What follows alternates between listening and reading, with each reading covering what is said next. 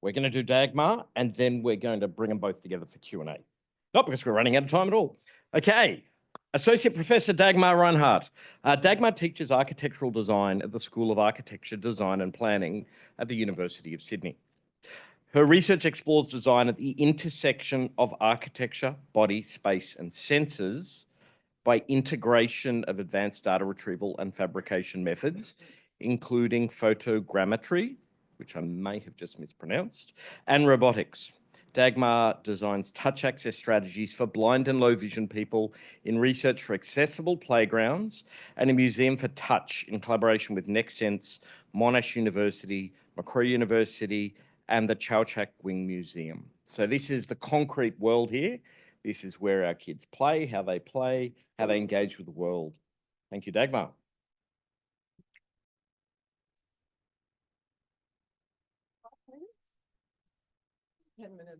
Hello, everyone. First of all, thank you for the Sydney Side Institute for having me here. It's actually my second time. I was here last year to talk about the Museum of Touch, and I've come back from European travels and submitted my slides, and I actually realized that's some of the things I want to talk about, but not everything is in there. So I'll give you my journey and my story beforehand, and then we get to the overview of the Tactile Playgrounds project. What is my skin in this game, actually? I love the idea that everybody comes here and everybody has a story. Everybody relates to someone.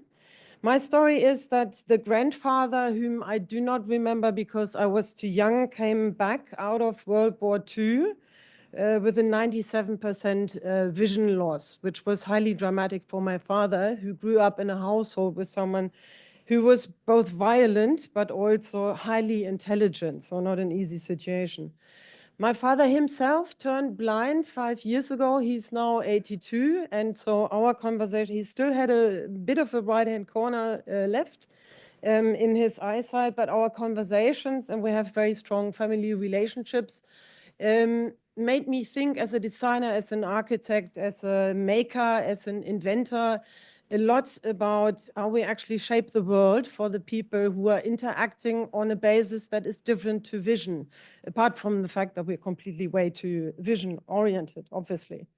So in 2019, I started to collaborate while I was in Denmark with the school of or the Institute of Blind and Partially Sighted people on tactile samples that we robotically cut. And we don't really need to have any demonstrations here for that or any slides. So highly complex wooden patterns that could be reminiscent of patterns that are beautiful in the world, Fibonacci patterns or fractal structures that you could learn something with. When I returned to Australia, I was actually looking for people who would share that interest in a tactile approach to the world, into touch examples. And I was very, very honored to meet with Sue Silvera, great talk, by the way, and Kathleen Tate and Leona Holloway, and to basically form a group of people who were interested in bringing the ideas of blind and low vision towards architecture and towards design, and to see what we can do as representations of the world. This interest group, this family, I should really call it, has been going for the last 3 years. And out of these conversations that we had independently from all the day work that we do, independent from most of the research work, which we had not properly started, we had regular meetings during COVID where we started to exchange on a very twice weekly basis and exchange our ideas for that. Out of that grew the project Museum of Touch, which I will not talk about, but I highly recommend that you maybe check it out online. I will also send some links later. This work with the Chau Chak Wing Museum is looking for 3D replacements of things that cannot be touched because they're hidden behind glass. So if you go to a museum and you are blind or you have low vision, there's literally nothing there for you. So part of the work that we do is to give people an understanding that A museum is not interesting because no one wants to touch glass boxes, right? No one wants to just walk around and be dependent on audio guides that might be describing the background of a painting that you see, but not the painting itself. So it's a really problematic pathway because museums hold knowledge, they hold stories, they hold narratives, and they hold culture, but they don't share that culture for a particular group. So the Museum of Touch then looked at, sort of shells and shark teeth and sponges, and we created models and we tested them all over the world, from Germany to Denmark to Australia. And we found out that these small tactile representations are actually a good way to talk about, predator and prey scenarios or ecologies or what happens in the deep water. So these models, they are available also for downloading. So for all the specialist teachers and vision educators, that is something that we provide on the Sketch Fab platform. It's something that you can download for your kids. Should be working with any regular 3D printer, which most of the schools have, and then that can be used. So we tested that with adults, and that was great. But my real aha moment was when I caught up with Lily Gower and Hannah O'Brien from the ZASVI Adelaide School for vision impairment kids. And they allowed me to tie some of the marine studies or the, sort of this idea of 3D representations of marine life to their school curriculum. And so I was there in April and tested with the school kids for 4 days how tactility actually could be achievable via these models, so touching something that, no one grabs a shark into the mouth, obviously. So that was super exciting. The other thing that we did was we drew a crayfish, a lobster, on the basis of the real fishes being there. And it was the most beautiful and magical moment when we saw how much those children actually used assistive technologies. That's not an assistive technology. So an iPad that was used in order to photograph the lobster, and then to upscale the lobster in order to see all the antennas and the legs and the patterns on the shell. So that was great to see. They made drawings that were better than some of my master students' drawings do, if they do analytical drawings, because they went very close and they really bodily inhabited these drawings. And at that moment, it was very clear that all the things that we design, all the things that we craft, all the things that we do as makers, we cannot really do that without the people who it's for. And we need to do that right from the start. So that's the Museum of Touch project, and the interaction and the co-design with the children who also modeled the lobsters and the crayfish and the garfish in Play-Doh modeling techniques. As a third stream, and following up on our family tribe, we had the good luck to turn these 2-year conversations on the idea of how we shape the world and how we actually can do playgrounds that are better for blind and low vision carers and parents and teachers and children into a real funding project. So we submitted to the Australian Research Council on a first go, and were extremely surprised, but there was a very, very high interest in that. So we now do have a 3-year grant to properly develop together with the parents and the kids, but also with the councils and the planners, playgrounds that may become accessible and richer and more stimulating for all. So it's a very sort of long introduction, and now really what I want to do is to just give you a very fast overview on that. And can I click forward here? Will you click? Yeah. Okay, so this is one. So what we really see here. So I'm standing here for all the team. What you see here on the image is what we find extremely wild and beautiful and stimulating. So it's a low vision child turned upside down, hanging from one of the of the more risky playground equipments. So this is every child's dream, and it's every parent's nightmare, because we think that they fall and they hit their head and then they come screaming and crying. But the children love it simply because this is what they want to do. They want to grow, they want to go, they want to move, they want to run, they want to do it fast. And so it's really our responsibility, both as parents, I also do have a child, so I sympathize, but also as planners, to establish environments that are just engaging enough and that are just risky enough, but still secure for us to let them be what they need to be and let them grow into confident young adults that might maybe follow Lily's footsteps in some way. That was extremely expressive, the speed, and I just imagined the wind blowing in your hair while you were racing on this racetrack down the line. Okay, next one. Okay, so this is really our team here, and so we do have Sue Silveira from Macquarie and Nextsense. We have Professor Kathleen Tate, also from Macquarie. We have partnered up with the Monash crew, who are also and the Sensi Lab, who are into both accessible instruments, but also very much into tactility and 3D printing. In terms of icons.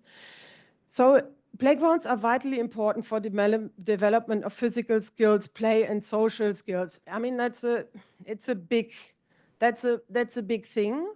And I think us partnering up with the Monash crew and Kim Marriott and Matt Butler and Leona Holloway allowed us to just bring all the different pieces together that are necessary to make a real dent into that project. Next one.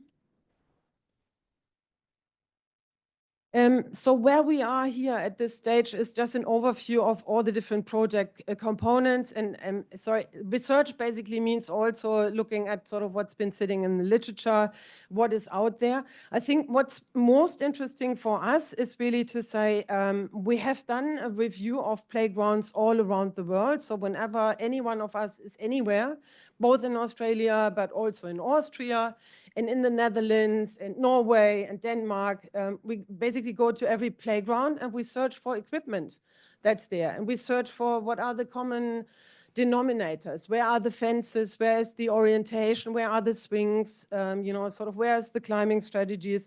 And I can honestly say not in a single playground that we have audited so far, and there are over 50, is anything that would have a simple raised tactile plate on there that would give someone an overview. So I'm talking about public playgrounds that councils are actually providing for the general community. So this is one of the starting points that we have. An orientation and mobility map that would be very simple to install in any playground that has any simple fence would give our kids an overview and an ability to even access that. We have also run a couple of surveys. I'm not going to go too much into that. They're 2 years up and running. We've been asking parents, but also vision specialists, how do you get to the playground? What do you like about the playground? Is there what furnitures are you using? How do you think it could be better? So that's still up and going. But really what we are now aiming for is to co-design together with the children. And so we know that play is an essential part of the childhood. Play is really important, yeah? Play is how we are making worlds. Play is how we are learning how to interact with each other. So even with these sort of categories, there's movement play, there is relationship play, and there's creative play. And it's a very, very sorry sight to see that some of the standard playground equipment that's deemed safe to play with is the same all over the world. So my top fancy image of, which I didn't put in here, of what not to do is a sort of 170 high climbing wall. Awesome. And then what do you do once you're up there? And what do you do if you're 10 years old and it's just like a single step? So we do think there needs to be a very different approach to play that combines the stimulation of all the senses and the interaction also with others. If we move forward. Yeah. So physical movement, and I've started with that at the beginning. Physical movement is something that we tend to restrict our children. We do that as parents of sighted children as much as we do that as parents of blind children. But children need that in order they need to fall, right? And they don't need to fall hard, but they need to fall so that they can actually understand what they can do with their bodies. Yeah. So there's a necessity to have this physical movement above and below and around playground equipments and also objects. And the moment where we are holding them back, we're deconstructing their trust in themselves. So if they don't trust in themselves, they really can't move themselves. So whatever we're doing with these playgrounds is to enable and to scaffold and to increase that sort of mobility, which has a lot to do also with the surfaces on which you fall. Yeah, so you want to fall on sand, you want to fall on grass, you want to fall on rubber. Yeah, it's a sort of basic movement. There is, and every now and then you come to playgrounds that actually do have some equipment which we have started to archive. So there's water features, there's acoustic features, there's nature gardens, there's movement games that actually support these playgrounds. Yeah, but still there's a very high barrier towards councils which opt for safety and playground equipment providers, because all of these have to be certified before they can go on there. But all around the world, there's different ways of how we can actually make that. And this is what we are cartographing at the moment. If we move forward. I think the most important point, this is also something that we don't talk about. These playgrounds are not only for the children. Yeah, I think it's a very big misconception that we think the playground is just for them, because you as a parent, you have to go there and you have to supervise them. So in the worst playgrounds, you have a single bench. And the bench is directed towards the playground. And then the next bench is 5 meters away from you or facing the other side. So you can't even have a conversation with someone while you're watching your child, and you love your child, but it's actually pretty boring to watch your child for 40 minutes while they play, right? So you want to have a conversation. I had some of the best conversations on playgrounds, really. But we need to provide the shade, we need to provide the barbecue, we need to provide the communication, we need to possibly also provide an occupation for people who go there. So the idea of a community garden or a high bed, that someone who's a parent can with a side glance watch the child but still do something that they find engaging and useful, is also something that we need to bring back to the playgrounds. Please, the next one. Yeah. And then the question really is, okay, this is what we want for the children, but what do the children actually want? Yeah. So this is our question, co-designing with the community, and this is really the call to all of us. Please come and can we please work with you? Because we don't know what children actually love the most about playgrounds, and we look for participants to go in and to co-design and to develop strategies how we can make that co-design. Is it more about movement? Is it more about creation? Is it about storytelling? How can we enable our children to actually come up with something that they want to spend their time with? Move forward, please. Yeah. So in this survey that we're planning to do and planning to run, we ask how do you usually find the things that you want to play? How do you play with other children? How do you want to engage? What makes it more likely that you will play with other children? And what do you think should be changed about the playgrounds? But really the question is, and next one, what is your dream playground? So I'm the trolley lady today, so my trolley is at the back. So I have brought sand and I've brought sticks and building blocks, and at the moment I can't see, I see one child here. I'm just hoping that one child is coming to my workshop.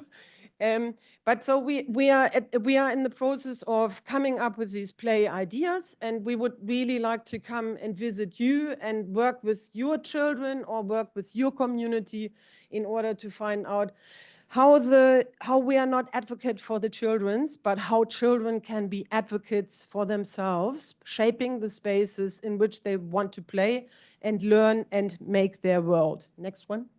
Yeah, and that's about it. Thank you very much.